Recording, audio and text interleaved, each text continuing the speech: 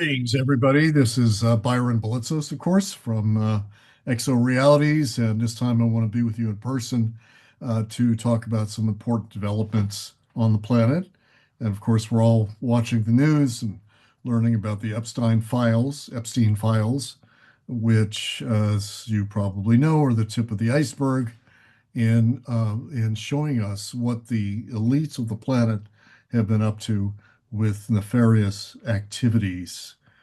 On the other hand, you also know, because of the Galactic Federation of Light and many other sources, that there is a tremendous upsurge of spiritual forces on the planet, which is, offsetting this, not more than that, more than just balancing it, but is becoming preponderant for us. Those of us who are watching can see that this is a turn of events, that being the presence of benign off-planet forces. So this presence has been with us for a while, but it's now very explicit in the form of these transmissions, Galactic Federation of Light, and many other renditions of that and many versions of that through channels, but through text as well. And in particular, we're going to talk about the Urantia book. This is a tremendous breakthrough, and not the only one, but an important epical breakthrough in terms of communication from the higher realms. So we're going to look at that today a little bit, but we're going to kind of skip over and connect some dots in various areas, some in modern, some in what I call postmodern, but we're going to have to start from the distant past in order to understand these things, because this is the era when we're getting disclosure about these secrets, of course, that have been hidden. And we need to frame this in new ways, which is why I started Exo Realities, which is a framing that allows us to really connect ancient and modern and the future. And also for us to look at the issue of global governance and the elites and how they've managed to bring us to this place, and why we need to have something like the Galactic Federation of Light, which is just the most sort of salient and dramatic and beautiful expressions of the presence of these higher beings, both angelic and specifically very enlightened extraterrestrials. So I just want to make sure that you're anchored, and that I'm anchored in this reality that they're telling us about, which is the presence of those energies, those frequencies that make it possible for us to manage things and manage ourselves and manage our reactions. As we learn about sort of the depths of depravity of the deep state and of what is really behind that, which is being revealed at lightning speed in many sources. And particularly, we're focused on GFL just because they're so clear and so beautiful in their presentation. But it's by not any means the only or not necessarily the most accurate, but it's very helpful and very useful. But just take a moment to anchor yourselves in your spiritual self, in the source of all life that dwells within you, which enlightens you and lights you up every day. And be sure that you're in coherence and resonance with that so that we can go into these unpleasant realities that we all have to face. So let me now bring up a slideshow to go through some of these and connect some of these dots. Um, this has a kind of a scary title, which is Postmodern Demonology and Human Origins. And, demonology is a strong word, but what we have to face is the fact that, as many have said, from David Icke to, geez, so many different sources, there are personalities that are behind, they're unseen, or they're fallen angels, beings, some kind, extraterrestrials, or we think of them as being on the dark side because of their deeds. So let's look at what, first of all, what GFL has to say about this in the form of the myth of Noah's Ark. I think this may be a surprise to you. I singled this one out. There were many other very, very prominent statements in the last 10 days, but this one really struck me by how radical it is and the revisioning, reframing this, kind of cartoon story of Noah's Ark. And there's the kind of the new futuristic look of this ark. It's quite a fabulous way to depict this and get us in a what I would call a postmodern frame, or even postmodern framing for a very old myth. And what they say about this, it begins with this, that this is a planetary reset. So let me read this. It says a planetary reset is enacted when interference multiplies beyond the parameters of the original design, when the library is being rewritten by unauthorized hands.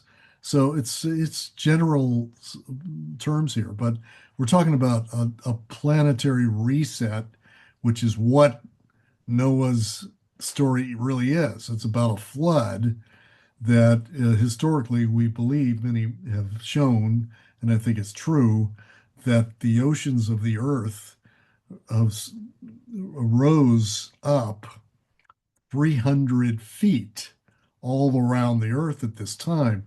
This is because of tectonic shifts, magnetic changes, and other forces that were orchestrated from above as a planetary reset.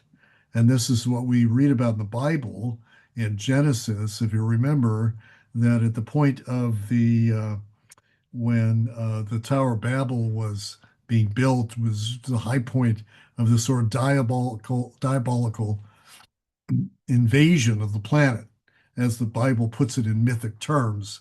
And so after that was the great flood. So Noah is sort of the hero of this story. So here's some more about this that and just quoting directly uh, from him. Earth has been watched. I'm just going to condense this. It's been contested. Observers of the Earth existed, beings tasked with witnessing and maintaining the boundaries of the experiment called Planet Earth. Within that observer class, a fracture occurred, and the fracture was the beginning of the crisis that led to the reset, that is, led to the flood. A portion of the watchers crossed a line. They offered knowledge without wisdom. Sorry about that. Without wisdom, and they offered power without maturity. So, this is a summary being given by Villiers of the myth of the Watchers. Now, how do we know about this myth? Well, there's an allusion to it in Genesis 6:4, but there's much more about this in the apocryphal book of Enoch.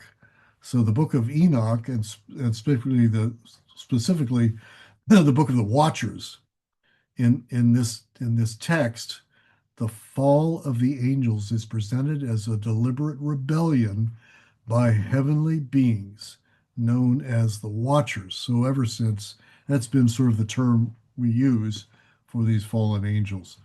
And they chose to leave heavenly realms, higher dimensions, to pursue earthly desires. And this is sort of the mythic language for this. So this group of 200 angels became enamored with human women. They descended to the summit of Mount Hermon and swore a collective oath to follow through with this and take wives. Now, I'm not saying this is literal, but let's unpack this. So, this is a classic depiction of this, sort of biblical event. And as you may know, they produced a hybrid race. I'll just read this. As the union between these angels and human women produced the Nephilim, a race of hybrid giants. The text describes them as being ravenous beings who turned against humanity. And this story is a little bit beyond our scope now. I just wanted to sort of connect this dot with some other dots. This is now William Blake's depiction of something a little bit more in the ancient world rather than the prehistoric, pre-Sumerian world. This is really at the very beginnings of human history, according to the Bible, but we think of that as only, several thousand years of before Christ. And this is the story of Cain and Abel. Cain, who murdered his own brother Abel, and their father, who's Adam, right? So this story of Adam and Eve, the myth of Adam and Eve, their first two progeny, right? So there's the only people on earth, and the son, you know, assassinates the brother Abel. So what happens to Cain? He gets kicked out of Eden. He gets sent out to the land of Nod. Remember that in the Bible? It's Genesis 6, in that area of the Bible, when this dramatic breakdown of the world's first family occurs. And so, where does he go? Do you remember where he goes? This is where he goes. It's called the Land of Nod. So, in the mythic rendition, um, Eden is actually where present day Israel and Lebanon and some Syria are on the coastal area. And he's kicked out to the land, this land of Nod, which is east of Eden. Remember that? So Adam and Eve are then relocated out of the garden. But first, Cain leaves. He's kicked out. So where does he go? Well, it turns out there's an entire culture east of Eden, which isn't supposed to be there because it's supposed to be only four people on the planet, right? Cain and Abel, Adam and Eve. So this is a huge error in the Bible that they didn't correct. They didn't edit this. So what are these, what's in the land of Nod? Well, it says, I'll read it to you. It says, and Cain went out from the presence of the Lord and dwelt in the land of Nod on the east of Eden. And Cain knew his wife, and she conceived and bore, guess who? Enoch, right? Enoch. So this is Genesis, not 6, but Genesis 4, 4:17. So have a look at this map, and you can see Babylon, you can see the Euphrates River, you can see the Tigris and up in the top there, and the very ancient cities in of Ur and Eridu in the right at the heart, not the heart, but at the mouth of the two great rivers, Persian Gulf beyond, Caspian Sea up in the north. So this situates this story right in where really all the action is even today. And notice here that this is the land really of Babylon. And Babylon, of course, biblically is this focus of diabolical activity, which we don't have a lot of time to go into, but just note that as we move on. So now I'm going to introduce to you the backstory according to the Urantia book. And this is heavy stuff. So brace yourself because the Urantia book is, I think, without any doubt, the primary text about this rebellion of the angels. There's much more information in it than any known text in our time. And it's very clean and clear teaching. It's not an ancient, language with difficult translation and strange terminology. This is a modern, what I would call futuristic depiction of very ancient prehistoric events. So, this is not everybody's favorite topic, but it has to do with the beginning of this rebellion, which led to the phenomenon of the Watchers, who are angels, who used to be sort of good angels, who fell to earth, who came down to earth. The Urantia book has its own version of that, which is non-mythic. It's straightforward. I'm not going to cover very much of it. I just want to get this broached to our subscribers so that they can have this in their repertoire, because this is one of many important origin stories and one of the most important demonologies, which I have spent literally decades studying And in fact, wrote a book about this recently. So this is known as, I'm going to just read this to you. The rebellion is an off-planet misanthropic force present since prehistoric times, and this is the primary source of our global crisis. So this is a revolt of the angels. How could that be? How could angels rebel? Well, I mean, you've probably thought about this, that angels have free will, just like humans do. Angels can go astray.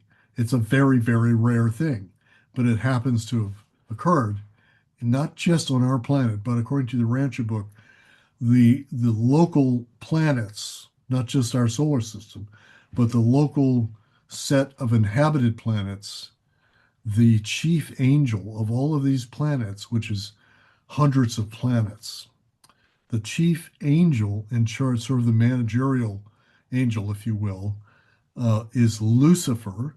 He was the angelic chief. And I'll just read this. It says, along with his first assistant, Satan, he rebelled against the galactic celestial government 200,000 years ago. Now, just a little footnote to this, which is that you recall that Zechariah Sitchin, in his big selling series of books, talks about such a thing, but in pretty different terms. But the timing of it is about 200,000 years ago. There was this great revolt. It was a revolt on the planet, right? But in the Urantia book says it was actually a revolt that occurred across planets, 17 to be exact, 17 inhabited planets in our local neighborhood. And each planet has its own angelic host, right? So the a planet has angels that are ministering to the people, like you have your own angels, right? So you have your guardian angels. So there, that means, there, if you have and I have it, so there are millions of angels on a planet that are ministering to us if you're a believer of that, right? So they minister even if you don't believe. But these angels can go astray.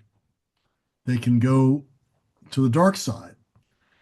It's really one in a million because the Urantia book, gives you a cosmology to understand that. But what's the result on Earth? So reading on, it says, our planetary chief executive, along with most of the angelic beings of the planet, went over to Lucifer's side.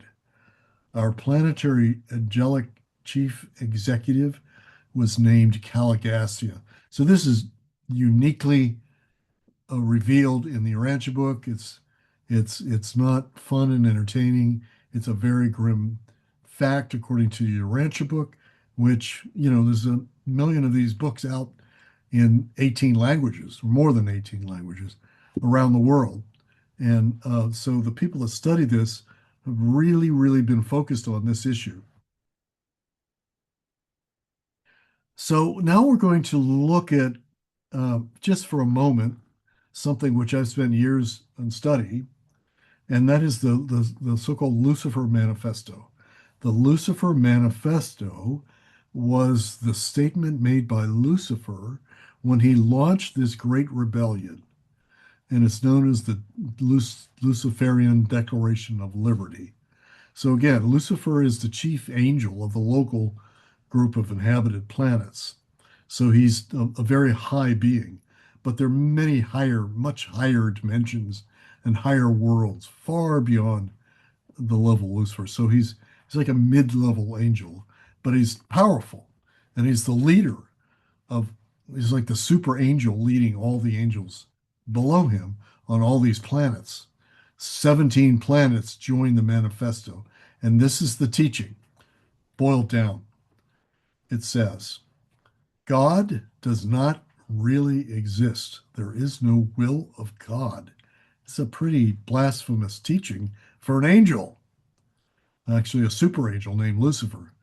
God is a myth invented by higher angels, higher beings, for their self aggrandizement. And finally, angels and men should be free to enjoy the liberty of self assertion. typo there. It should free to enjoy asserting themselves in freedom, to have freedom, and to be liberated from the strictures and rules and boundaries imposed by these higher beings who invented a God, an all-powerful God. They invented it in order to oppress you and me. So this is a very, very uh, damning, really, teaching of Lucifer. The Urantia book has a whole chapter on this. Is actually two papers, paper 53 and 54, that goes into great detail about it. We don't have time for that, but we may get to it at another occasion. So let's move on here. And this is a quote directly from the Urantia book about the Lucifer Rebellion and about this teaching of liberty.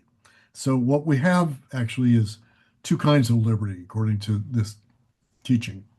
There's true liberty and there's false liberty, right? So true liberty they call enduring liberty, and it's predicated on the reality of justice, intelligence, maturity, fraternity, and equity. So true liberty is intelligent, mature, fraternal, and interested in equality and equity.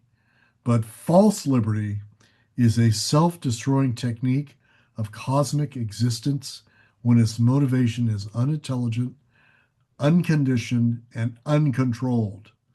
True liberty is progressively related to reality and is ever regardful of social equity, cosmic fairness, universe fraternity, and divine obligation. So have a look at that for a moment. Notice that false liberty is self-destructive. It's unintelligent, unconditioned, uncontrolled, out of control.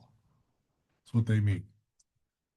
The true liberty of following the way of the Christed way is related to reality and is regardful of social equity, cosmic fairness, universe fraternity, and divine obligations. So, really, the Lucifer rebellion is the middle part here. Liberty is self-destroying technique of existence motivated without intelligence, with the free will out of control, right? So, that's an abstract way of saying these people are pathological. They're psychopaths, really, those who embrace this kind of liberty, false liberty, as opposed to true liberty, which is always fair, always loving, always aware of the needs of others, always merciful, always fraternal. So bear this in mind and let's move on. So now you just heard, now we'll go back and look at this. God does not really exist. God is a myth invented by higher beings. So look what this is saying. God is a construct. Cute girls are real. So you probably know this. This is Deepak Chopra, ladies and gentlemen, in the Epstein file emailed to Epstein in 2017, right? And this is his way of cultivating the relationship with one of the most notorious pedophiles ever known. So isn't it interesting that our one of our leading spiritual teachers is actually a kind of fraud who is espousing such things that are Luciferian? God is a construct. Cute girls are real. This makes you think of the Nephilim, right? God is a myth. Let's come down to earth and interbreed with beautiful girls, right? So the human counterparts to this, these elites, these dark elites, kind of like take it literally. They're pedophiles, and they are engaged in a network of human trafficking of girls and women and all the rest. You know that story. We don't have to go into it. So here he is, Deepak Chopra, who I've dealt with in the publishing business a little bit. I was in the same kind of niche that he's in with his books. I published books that were nowhere near as big sellers as his books, but the people in the business knew that there was something really off about this guy, that he seemed to be quite insincere. And look over here on the other side is none other than Noam Chomsky, who had regular contact with Epstein. He called the relationship a valuable experience. So how is this possible that these two men who were masquerading as leading thinkers on the liberal and left side? So if these kind of people are ensnared with the Epstein culture and with all the way to the bottom with with disgusting practices and rituals and engaging with young women and who God knows what else is coming out in these files about depraved activities. So there's something about this that has even brought into this vortex even some of our most prominent thinkers and spiritual teachers.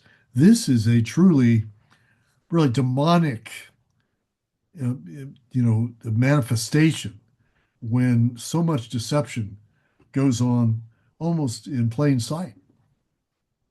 So a little bit more now, we're going to go even wider with this discussion, and let me give you my hypotheses for research. You may recognize this image from Eyes Wide Shut by, of course, by Stanley Kubrick, in which depicting an elite um, uh, conclave of people in masks who were engaged in a satanic ritual in a great big mansion on Long Island.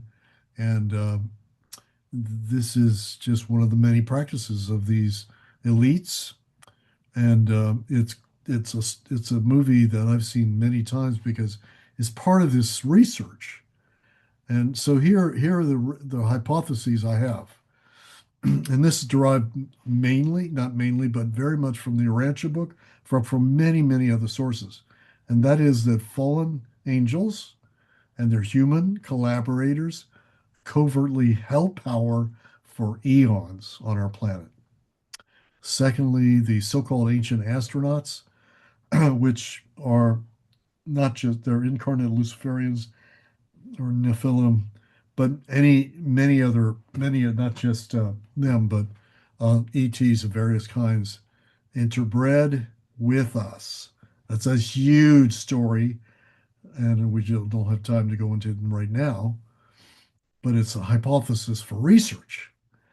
And third, Satanists who are energized by the occult practices like the one you see pictured there, they would invoke demonic spirits, which is what's occurring in this event. Um, but the Urantia movement reveals number 4 and 5 here, which is that the Earth was put in quarantine because of the fall of the Watchers. It reveals that to be the case, and that because of our quarantine status, really very difficult for angels and extraterrestrials to get in and out of the planet unless they were forcing their way in. So the demonic presence, or the archons, as David Icke calls them, were basically invading and getting control of things on the planet. And this is what Valir is saying, that there had to be a reset because of this invasion that was unauthorized of these beings that got control of the levers of the planet. So the reset was the flood, after which there was still a presence, but there was an ability to restart this and reboot it.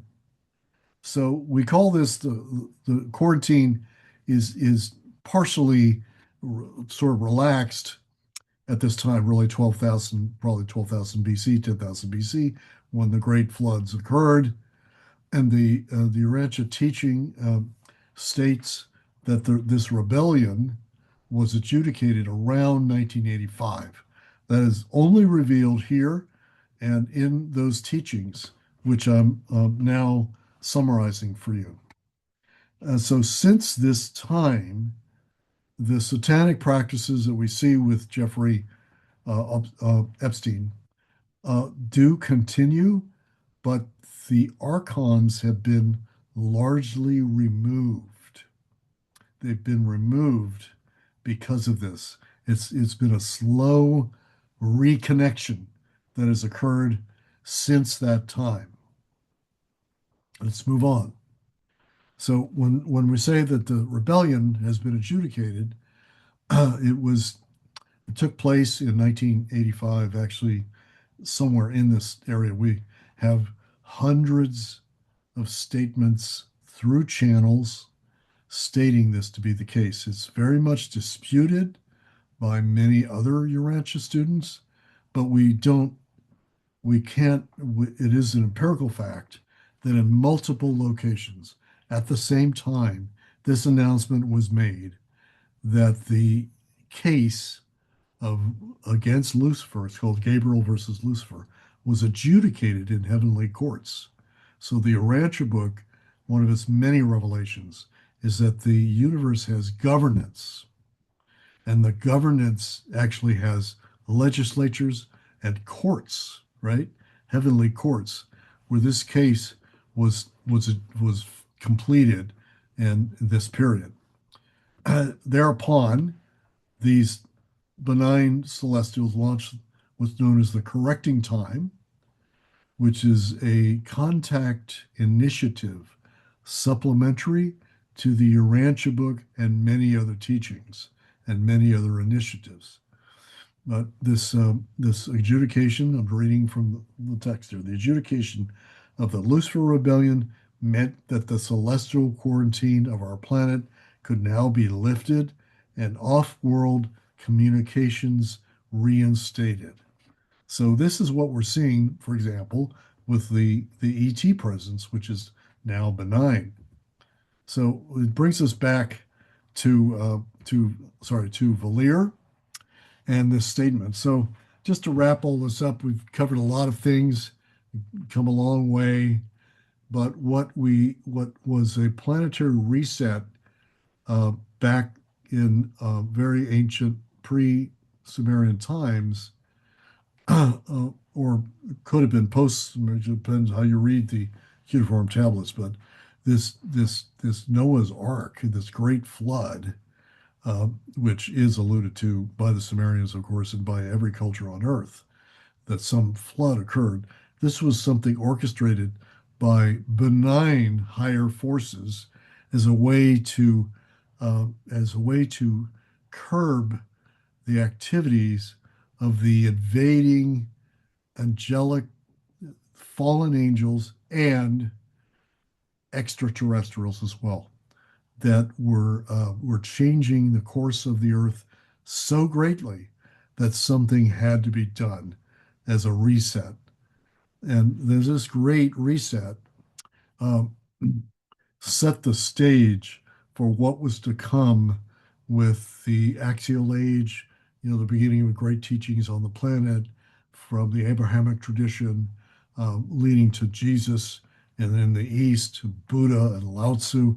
This great, this really tsunami of spirituality that came to the planet after this reset, but it took some time for this to build up. And so, to me, the apex of this is the teachings of Jesus, who was the arch opponent of Satan and Lucifer, as well as in the East, Buddha and other great teachers who, in a different but very complemental way, brought to the planet the teachings of the divine within and the fact of divine providence and the benign forces of the planet were reasserting themselves. And ever since we've seen a growth, but it's very uneven growth. It's very uneven growth where the these satanic elites continued, um, although hampered, although hedged in by various forces, because don't forget they have free will too, and they're free to pursue their ends just like everybody else, right? Unless there is an intervention by very, very advanced and very higher forces. So what we see today is after the adjudication, if any of this is true, that the quarantine has been ended, the circuits, as the Urantia Book calls it, have been re-encircuited, and as the NFL, or not NFL, the GFL states, the dimensions are opening up. Same thing as circuitry, right? This is the resonance and the higher frequencies are entering because we're no longer in quarantine. That the quarantine, which are protecting other planets from us, not from us personally, but from these demonic influences that were still parasitizing the planet. This is now this is the turning point is with the defeat of these forces, the defeat of the deep state, the disclosure of things like the Epstein files and all the rest that we're going to be hearing about. The UFO cover up, the 9/11 cover up, you name it. All these things are coming out now because the this re-encircuitment of the planet with higher forces, with benign forces, and this culmination, this culmination, which we're reaching in our time. And this is now a kind of reset, a reset of the frequency domains around the planet are reset in such a way that it can't be deflected. It's a very strong intervention, which was earned by us because we're not at cause here. It's off-planet forces that I think have caused this off-planet dark forces like the Watchers, which is sort of a mythic term, really, but fallen beings, angelic and extraterrestrials, that were dominant for eons, and slowly after the flood, and then after these great new teachings, and now in modern and postmodern times, they're isolated, they're being exposed, and we should be really happy to be living at this time to see this finally come to an end. But it's not going to be easy because these forces still have lots of funding, lots of money, lots of power and influence, and much more drama is to come. But divine providence is on our side. So I'll leave it there. And I thank you so much uh, for being part of this discussion. I'd like to end by asking if you want to hear more about this, let me know. And if there's sufficient interest in the Urantia story in particular, because I only gave you like 2% of that story. More, if you want to hear more of that, I'll give you more of that. But there's so much to cover. We can cover many other things, and it's kind of your call. So I want to thank you again for being part of this, and we'll be back to you again soon. And please click the like and stay in touch with me. God bless you, and please take care of yourself, your family, your country, and this planet.